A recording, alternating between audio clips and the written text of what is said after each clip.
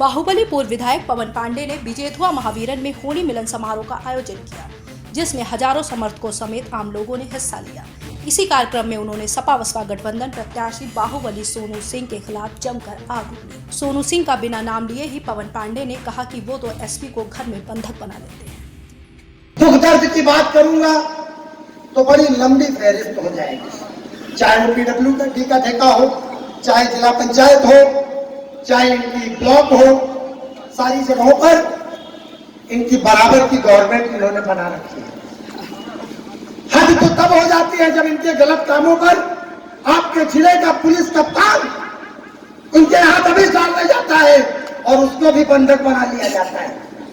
आप सोचिए कैसे लोग हैं, ये गिरोहबंद लोग हैं, ये राजनीतिक नहीं है। इन अपराधियों का एक गिरोह है, जिस गिरोह को लूटने खाने की आजादी है, चाहे वह आपके गरौदी के आखिरी गांव में रहता हो और चाहे वह आपके गुप्पा पहाड़े पुरवा के आगे कव्वाल दादा बैठे हैं, अंतिम गांव उनका है। हम इसलिए इनका नाम ले रहे हैं, सबसे बुजुर्ग इसमें यही है, 100 साल के करीब हो गए हों। ये कैसे आगे इनको देख के मैं ताजुब हूं। मुसाफिर खाना के पास से अंतिम गांव से आए कव्वाल जी, कव्वाल पांडे हैं, कव्वाली ने समझ लियो तो कव्वाल कव्वाली गाँव वाले न हो। ये तो दुश्मनों के विनाश के लिए हमेशा पवन पांडे को ताकत देने के लिए उनके बगल में खड़े रहते हैं। 90 साल के ऊपर की उम्र है। मैं आपसे कह रहा था ये परिस्थितियां आपके जिले में है। वो लोग जब देखे पवन पांडे भारतवर्ष की सबसे बड़ी पंचायत में पहुंच जाएगा, तो उन लोगों ने जाके चिरौरी गिनती की और भारतीय जनता पार्टी के एक पीलीभीत से आयात करके नेता को लाए और उससे कहे हम चुनाव जितवाएंगे। अरे मोदी जी की लहर न होती तो पवन पांडे तुमको औकात दिखा देता कि मेरे ऊपर केस लग रहा है, आप मेरे लिए सड़क पर आइए। ये तो पवन पांडे के बाएं हाथ का खेल है।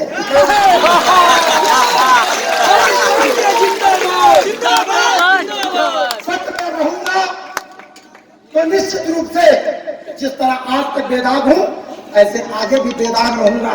किसी न्यायालय से एक दिन की सजा नहीं है।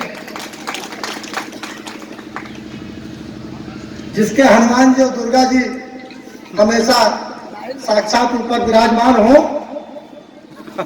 वही दुराचारियों से डरने वाला नहीं।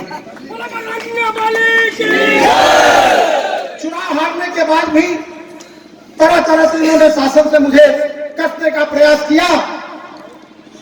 मैं चुपके चोरी न्योता हकारी करके आपके बीच में कहीं कहीं उपस्थित होता है, लेकिन इन लोगों ने देख लिया कि अब की बार अगर फिर ये चुनाव लड़ा और कोई राजनीतिक दल इसको टिकट दे दिया तो इसको कोई रोक नहीं पाएगा। आपसे मैं कहना चाहता हूं, लोकतंत्र में सबसे बड़ा हथियार आपका वोट है,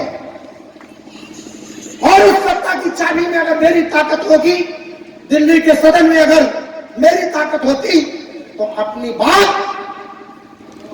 मैं उधम सिंह के तरीके अकेले दहाड़ कर उस लोकसभा में करता, चाहे मुझे जान की बाजी लगानी पड़ती। बीजेपी से इनकार के बाद पवन पांडे अब शिवसेना के टिकट पर चुनाव लड़ने की तैयारी में है और उनके विरोध में एक तरफ सोनू सिंह तो दूसरी तरफ मेनका गांधी। धीरे धीरे लोकसभा चुनाव सुल्तानपुर में और भी ज्यादा दिलचस्प होता जा रहा है। सुल्तानपुर से NDTV भारत के लिए अनिल पाठक की रिपोर्ट। देश दुनिया की ताज़ा तरीन खबरों से रूबरू होने के लिए सब्सक्राइब कीजिए आपका अपना चैनल NDTV भारत।